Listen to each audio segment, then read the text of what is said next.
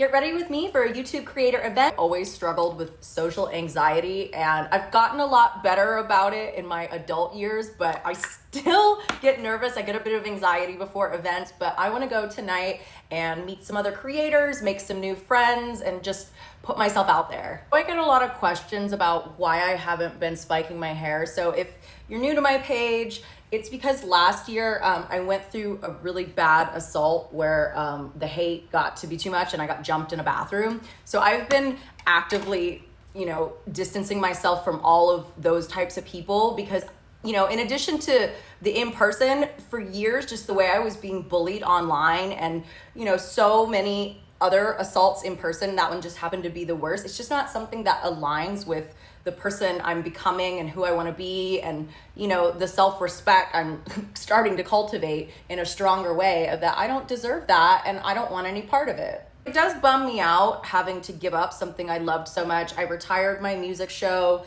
interviewing mostly punk bands, some rock bands, because it was just getting too dangerous, and festivals didn't want to provide me with security, and I was already paying for everything out of pocket myself.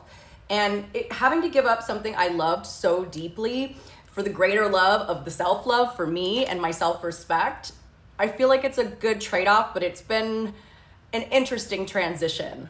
And I want to start talking about it because I've already made some videos about why I stopped spiking my hair. I've talked about it a little bit, but I see that I keep getting these questions. This is a brand new blush highlighter set I just got from Polite Society, so let's test it out. It's so pretty. I've been on a big healing journey, and that's why I haven't really shared much, because when you're lost to yourself, it's hard to share yourself with the internet. But I'm coming back to myself now, and that's where I'm feeling a lot more ready to share again.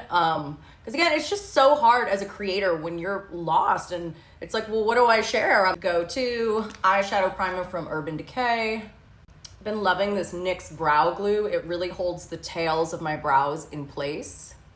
And then the NYX micro brow pencil. This one's awesome. And for eyes, I've been loving this palette. This is the Animal Magic from Pacifica Beauty. I have 2 of these and I've been using this for years. So do I miss going to punk shows and interviewing punk bands? Yes. But do I miss being mistreated and abused while I was in a working environment or just attending as a patron, enjoying the shows? No, I don't. But wild eyeliner, that's the thing. I put up with so much for so many years that I never really talked about. And then it just got completely out of control last April with that last assault. But for years, just being bullied heavily and people putting hands on me when I was at shows, it's not cool. In my experience, the punk scene is incredibly misogynistic. I do not think I would have had as hard of a time as I did if I was a man doing what I was doing, interviewing bands and being at every show.